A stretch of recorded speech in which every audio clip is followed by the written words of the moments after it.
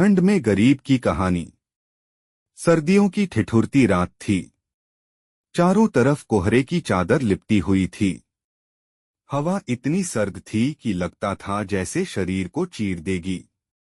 छोटे से कस्बे के कोने पर एक झोपड़ी थी जिसमें रामू अपने परिवार के साथ रहता था। झोपड़ी क्या, बस टाट के फटे टुकड़े और कुछ लकड़ियों से बनी दीवारें थीं जो ठंड को रोक पाने में नाकाम थीं। रामू का दिन दिहाड़ी मजदूरी में बीतता था। सर्दी के मौसम में काम कम मिलता और पैसे की तंगी ने उनके लिए गर्म कपड़े खरीदना भी नामुमकिन कर दिया था। घर में सिर्फ एक पुरानी रजाई थी जिसमें रामू, उसकी पत्नी और दो छोटे बच्चे किसी तरह सिमटकर रात काटते। उस रात ठंड कुछ ज्यादा ही थी।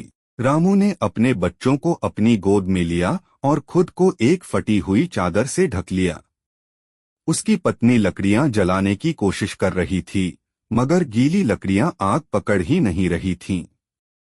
रामू की आंखों में लाचारी थी, लेकिन फिर भी वह हिम्मत नहीं हारता। उसने सोचा, अगर मैं टूट गया तो ये बच्चे कैसे जिएंगे।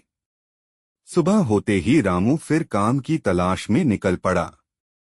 दिन भर खाली हाथ लौटने के बाद उसने कस्बे के चौक पर चाय बेचने का एक छोटा ठेला लगाने की योजना बनाई। धीरे धीरे लोग उसकी चाय पीने आने लगे और उसका छोटा सा काम चल पड़ा। उस ठंड की रात ने रामू को ये सिखाया कि गरीबी और मुसीबतें कितनी भी बड़ी क्यों न हो, इंसान की मेहनत और हिम्मत उसे हारने नहीं देती। सीख, सर्दी की ठिठुरन गरीब के लिए किसी जंग से कम नहीं होती, मगर मेहनत और संघर्ष के सहारे वह ठंड से भी बड़ी